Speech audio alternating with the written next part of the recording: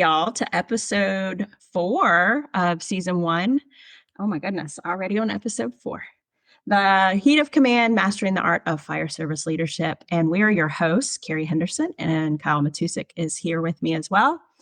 And we are here to talk about all things soft skills in the fire service that are actually the hard things to do. Right, Kyle? Absolutely. We like Yeah. getting down to the nitty gritty and talking about all the uncomfortable stuff that we haven't talked about for years. That's right. So if you're joining us for the first time, we encourage you to go back to episode 1 to get to know us. We talk a lot about getting to know your coworkers and getting to know the people that you supervise. So we would like to encourage you to get to know us too, to kind of understand where we're coming from and why we talk about the things that we talk about and why it means so much to us. So I've had kind of a crazy day today. So if I talk really fast, just try to keep up today with me. Each episode, I feel like we've gotten a little bit deeper into our favorite topics of introspection and authenticity and talking about safe spaces and generational things that each generation needs and what people need to basically thrive as individuals, as humans, as uh, employees, all that good stuff. And today we're going to get even deeper and talk about some of my favorite things, which is the topic of authenticity and being authentic and genuine and authentic leadership and how you can go about doing that. So I've taken a ton of fire service classes where I thought I could sign up for this class and they would say, here's what you need to do A, B, C, and D to be a great leader. And I found that it's pretty obvious now, but it's not that simple. And it's a lot of hard work, and it's not listening to one person give their recipe. So I have a different approach to that. And it's about kind of what Kyle talks about. It's a version of introspection, but getting to know yourself. But it's about setting your own values and helping other people set their values. So that's where we're going to end up today, I hope. Yeah, we'll always end up there, which is always the fun part of where we want to go. It's just how we get there is always the fun part of Yes. of doing this. But yeah, becoming an authentic leader, we're going to use words like genuine and understanding who you really are at your core, and then exemplifying that to the people in which you lead. We all have this unique gift. I believe we all have this unique gift, and if we're able to harness those unique gifts, we really get to develop a team that is unmatched by anybody else out there. And with those unique gifts, and once you learn what those really are, you become a version of yourself that you never thought possible. And that is what authenticity is. It's a version of you that is who you are at your core, what you value, what you cherish, what your goals are. All that stuff matters. And a lot of times in the fire service, and in other industries, I'm sure as well, we get in at a young age and you're immature and you're just kind of going along with the flow and the traditions of the organization. And somewhere along the way, you kind of lose grasp of who you are, and you just become like this robot or this thing that I need to be like this person or I need to be like that person. And there's nothing wrong with having role models and trying to achieve some of the things that you like seeing in other people.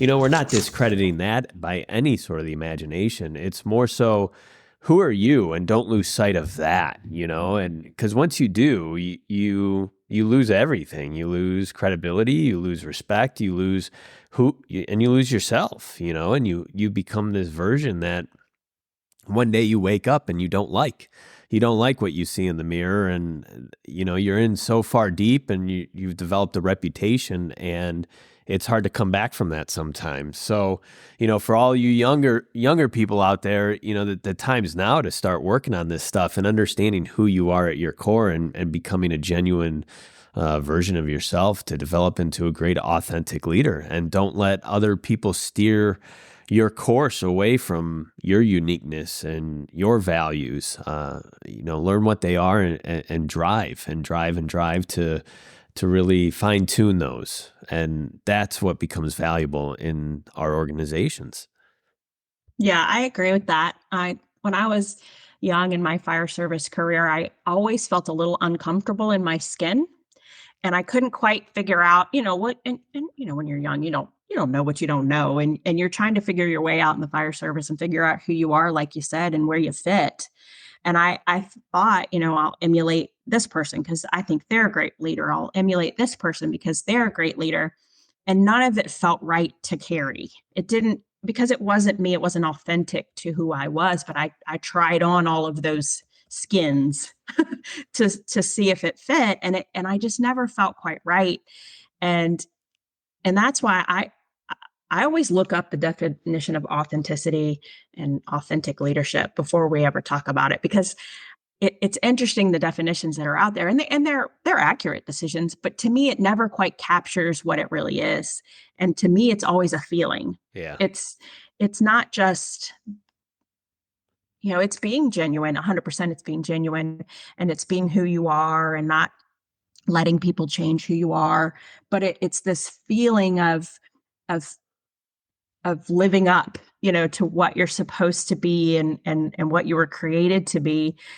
And it's also the feeling when you meet someone else that is authentic. It's like, man, what is it about this person I love so much? I love being around them, or man, they're just captivating. And it's, to me, it's almost always that they're genuine and they're authentic and they're not trying to be someone else, and they're very comfortable in their own skin. And that's usually what it is for me. It's this feeling, this unique feeling, and I love it. I love authenticity, and I love when I meet people that are authentic. It's super cool. Yeah, it's like the stars align, and every fiber of your being, just everything is like homeostasis, right? Everything feels right as it should be. And you're not trying to be something you're not. You're not, working from an area of feeling not good enough or shame, which we see a lot of that in the fire service. And you're proud of who you are and your uniqueness, and you give that to the world, to society, and to this industry.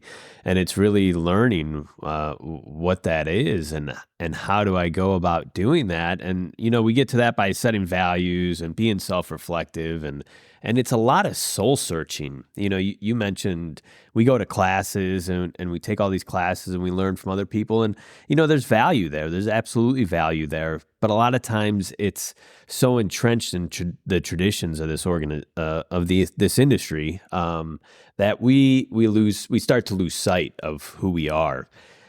And with my time in the military, it's kind of the same thing. You try to emulate things that you see. And, as a young kid, you watch all the movies and you're like, oh, this is how I have to be. And it's so far from the truth. You don't have to be anything that you see out there. You have to learn who you are at your core.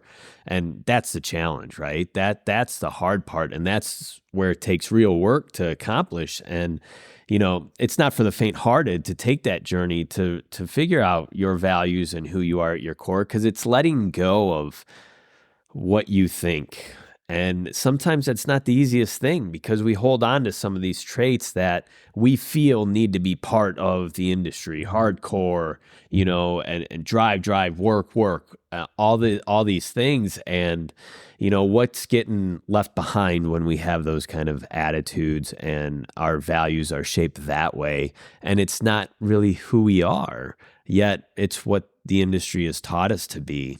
So the journey is challenging, but it's so worth it if you want to be an effective, authentic leader going forward, and really diving deep into what that means. And especially for our younger listeners, and people just coming into the job now, that's the time to start. Because as you go down this road and you start developing traits and you are a certain way that, one day you wake up and you realize isn't you, then you have to change. And that is even more challenging, to have to go through this kind of transformation halfway through your career and become this person who you always wanted to be, but people don't give you the room to grow, or they're trying to reel you back into your old ways. And it's just kind of this very confusing journey to be on. So, it's realizing this stuff now, and diving deep in to have those personal conversations to really understand and get a grasp of who you are.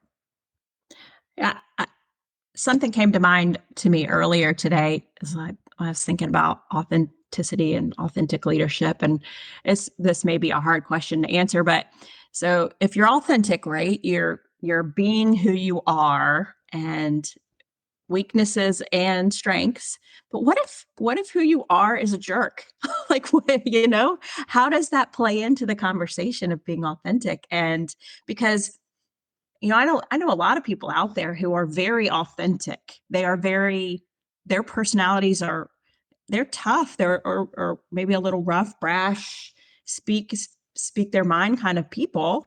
And that's probably who they are, but there's work to be done there still. So I think there is a line of being a great authentic leader, um, and understanding some of the things people skill wise that you still gotta work on.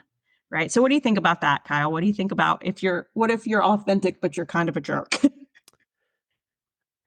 Yeah, I could, that kind of resonates with me a little bit, and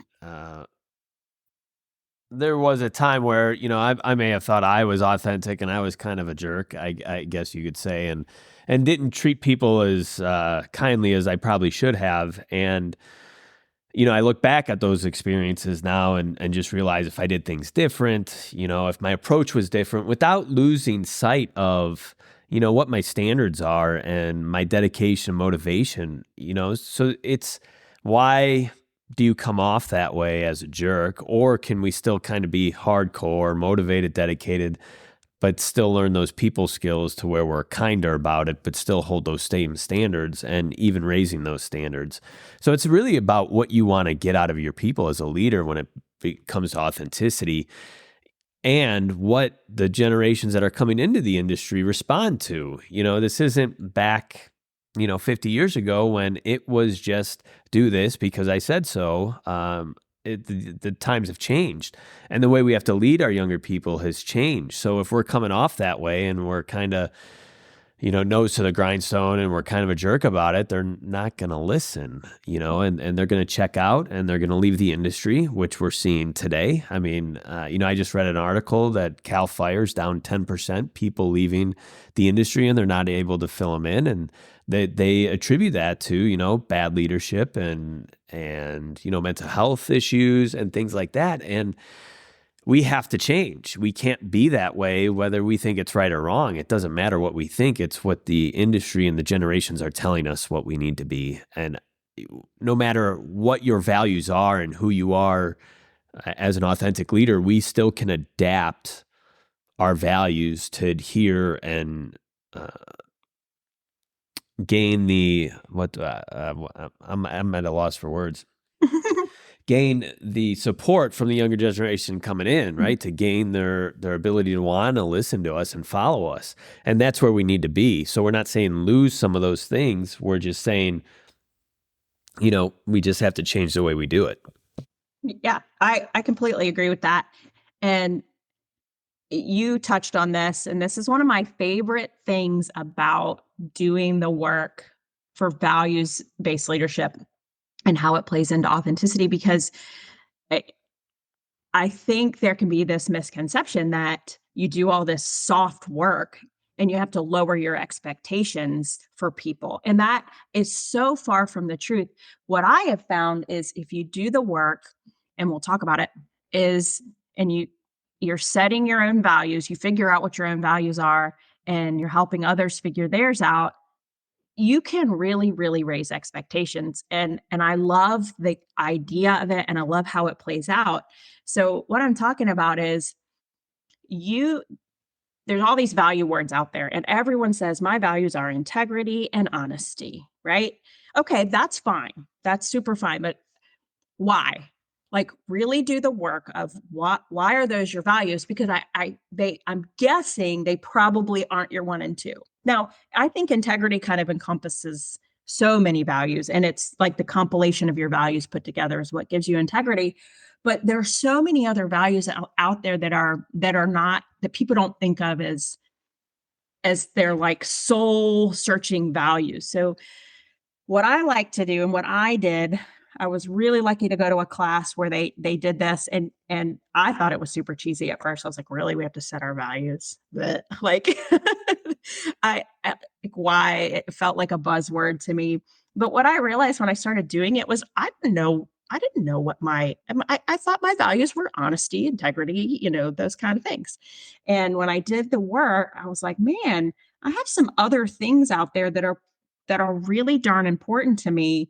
And if I don't recognize those as values and I don't communicate those to the people that I work with, then I can't set standards and I can't expect them to meet my expectations if they don't understand where I'm coming from. So an example of that is when I started working on that is I really started to realize that dependability and people being dependable meant so much to me that, man, if you told me you were going to do something or we were going to do something or you were going to accomplish something and it didn't get done, I I'm destroyed. And I on the emotional intelligence work part of that on the other end for me is I have to realize that sometimes that's going to happen and I can't let it ruin my world, right? So but dependability was not one I had thought about. But when I supervised a crew as a captain at a fire station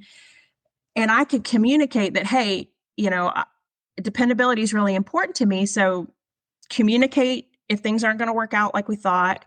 Um, don't say you're going to do something and not do it.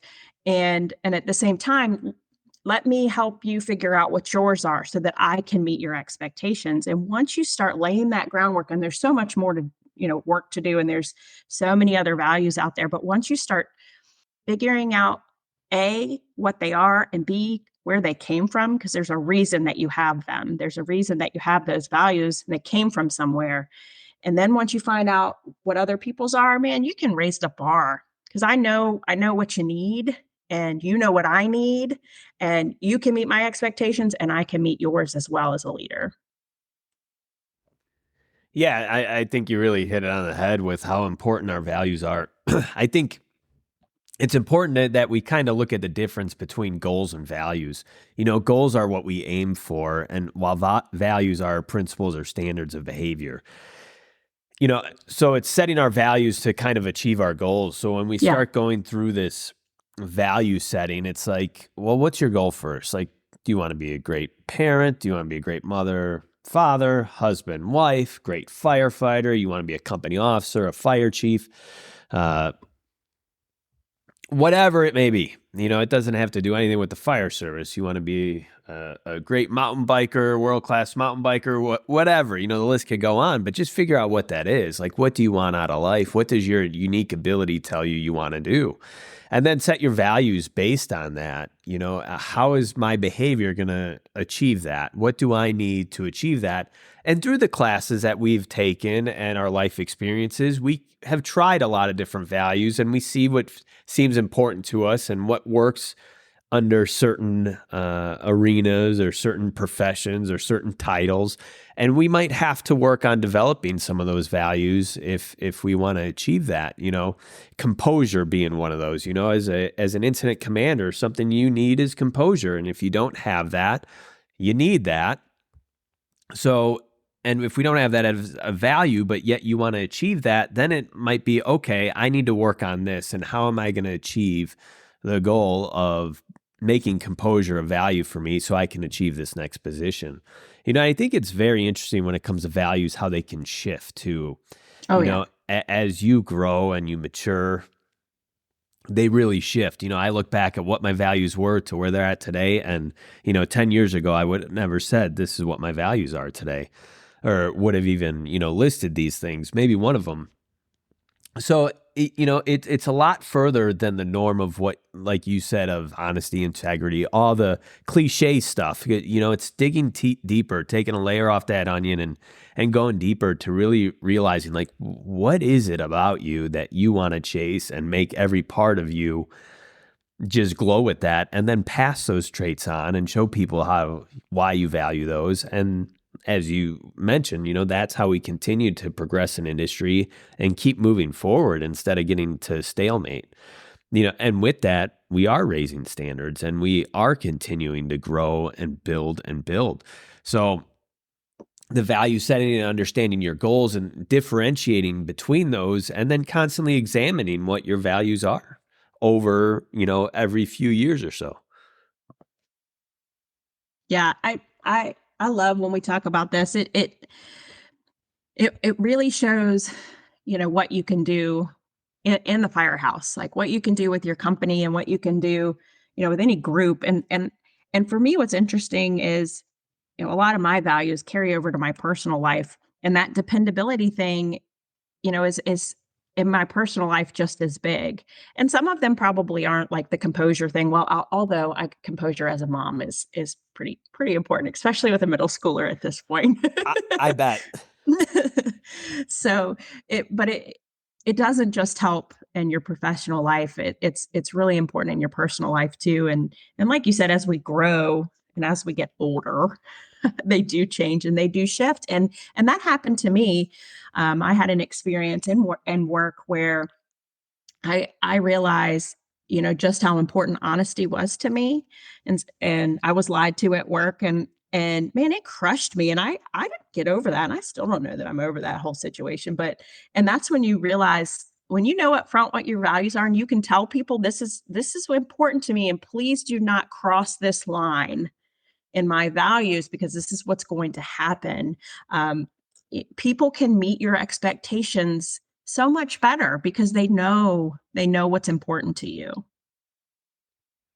Yeah, and it's understanding, as we figure out what we want to be and setting our values to achieve that. So it's really asking yourself, what type of person is an amazing firefighter? What type of person is an amazing mother?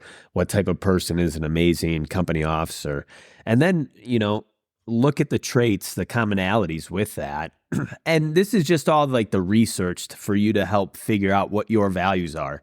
I'm not saying that you have to pick what your favorite company officer is like, but look at multiple, generally speaking, what do they value?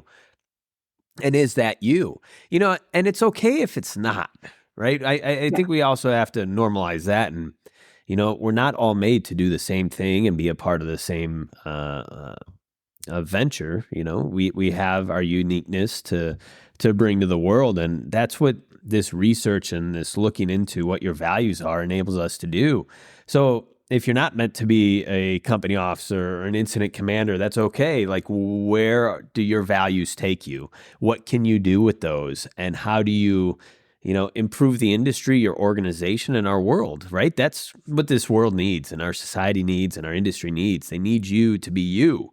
And with that, just bring that to the world. And we say this multiple times, probably almost every episode. We talk about this stuff, and on the surface, it is so easy.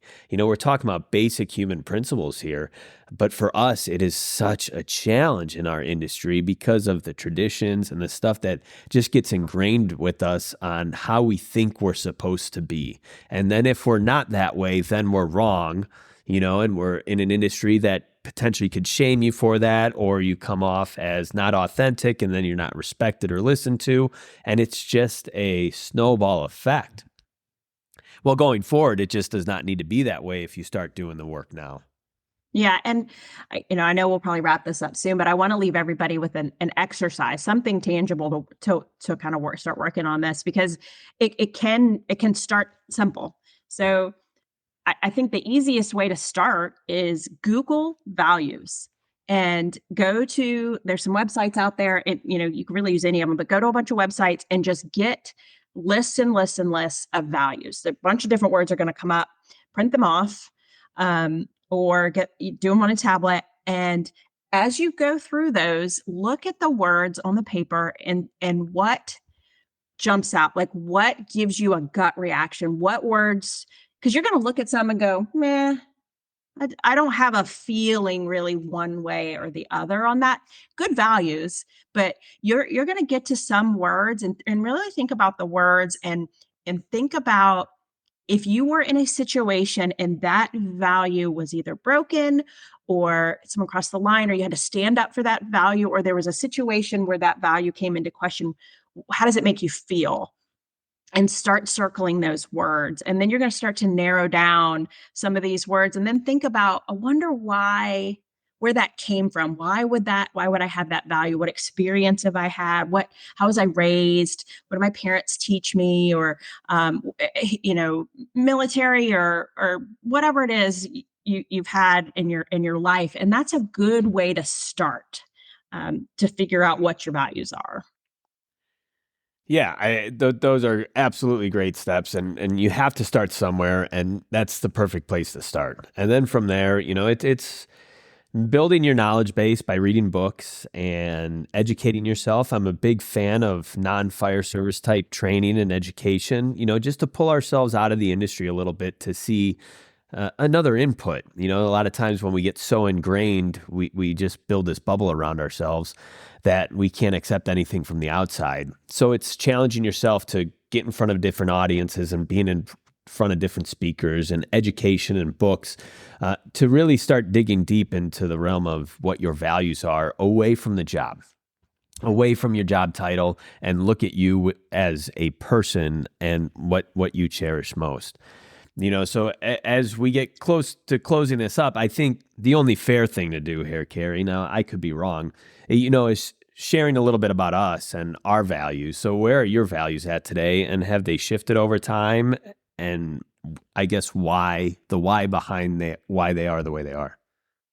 Yeah, some of mine have stayed the same, and like I said, some of them have changed. Like the honesty one, honesty, I think it was important to me, but I didn't realize how crushing it was until I had the experience. And I should have known because I did the values work, but once I, that had that experience, I realized how important it was to be to for people to tell the truth to, and that kind of situation. But to be perfectly honest, the dependability thing for me, when I really figured it out, came down to my family life. The way growing up, my mom was like the rock. She was so dependable, and when she said she was going to do something, she did it, and she was always there for us.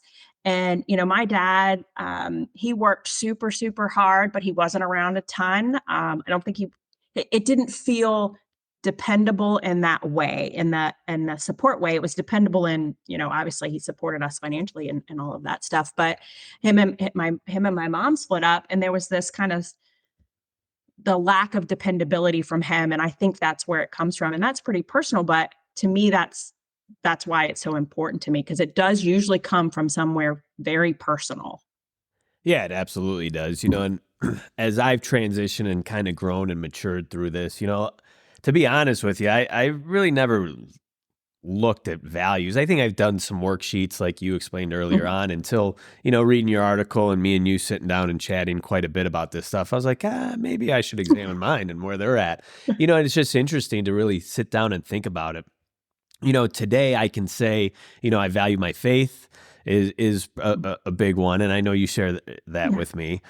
Number two is presence. Like I value just being present in the moment. A lot of times in our world today, we live too much in the future, too much in the past, and that's where you see things like anxiety and depression, and living in the moment for me is very important. And that matters on a fire ground, and that matters on our job, and that matters as a husband, as a father. It matters in every aspect of my life, just being present in the moment. And it's not easy all the time, right? It is a lot of work. For me, also leadership is huge. When I was in the military, I worked for a great boss, and I can't wait to the day I have somebody like that again. We all need mentors and leaders, and I feel like ever since I've been out of the military, I've been waiting to get one again. And it's hard. It's like you just don't go up to people and be like, "Hey, do you want to be my mentor?" But I just see so much value in there because if I mentor somebody or somebody mentors me, that we just raise the bar just by having somebody in their corner that can raise that bar a little bit more for them to achieve, that can teach them the mistakes they made so they don't make the same mistakes. So leadership is really one of the leadership and mentorship I really value.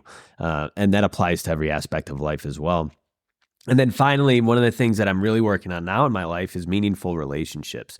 We talk about the brother and sisterhood of the fire service, and I feel like a lot of times these meaningful relationships just go to the wayside, and it's just kind of this given thing. And, we say these terms, but what, you know, being meaningful in a relationship, showing up and being there for each other and having conversations like this, real conversations without defensiveness, and is so important, and just having those meaningful relationships can start breaking some of these mental health issues we're seeing too.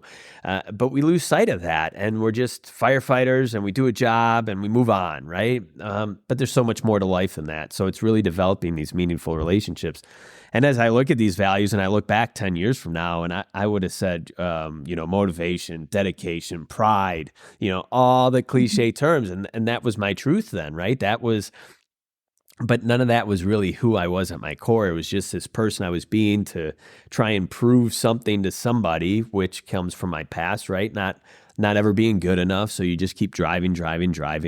And it's just funny how these things do evolve from your past and the things that you've experienced as a kid and then going through the motions in the industry and then where they end up today, and then constantly reevaluating these values and seeing if they're shifting or not. Now, what I have today, I don't see shifting too much more in my life, but it's just crazy to look back on the journey and what eventually got me to where I'm at today. Yeah, and I want to show an example of how this could play out if it because leadership is not just leadership, it's followership as well. So let's pretend I work for you, Kyle, and you have just come to me and to maybe your company and said, the group of us, these are my values. And it hit home to me that you said presence, because that is something I am terrible about. I am distracted and I am moving on to the next thing at the speed of light. And I am terrible about being on my phone and being distracted and trying to work on something while something else is going on. So if I heard that and I'm working for Kyle, I would make that a goal of mine is, hey, it's important to Kyle that I'm present at work and when we're having a conversation, and I need to acknowledge that about myself and be better about it, or it's not going to go well with Kyle, or it's not a relationship, a working relationship is not going to go well. So that's how that it could play out. If everyone's cognizant of how it makes you feel and how it affects things, that's how it could play out. Yeah, and it builds everybody, right? I Mm-hmm. mean, that's the end goal. You're your authentic self. You're not just building yourself by doing the work, you're building everybody around you, and you're being that role model, that people want to emulate. And they might not want to emulate your values, but how you got to those values and the work you did to figure those out. And that's what we want to start passing down and being progressive and keeping the industry moving forward. Yep. Yep. So good. I think we hit Such a good lot, stuff. a lot of the stuff on authenticity and values today. Yes, we did. We got there. We did get there. It's always fun how we get there, and time Yeah. flies when you're having fun all the time. It really does. It really does. So I think we will wrap up this episode for now. But stay tuned. We have some good stuff coming up. We're going to talk about, I think, some generational stuff coming up, right? So we have. Yeah, we got some Mhm. myth busting, all sorts of fun stuff. So, as Kerry said in the beginning, if you the first time checking us out, thank you, and subscribe to our channel and check out our first episode. Give you a little bit more background of who we are and what we're about and where we're going to be going. All righty. We will see everyone soon.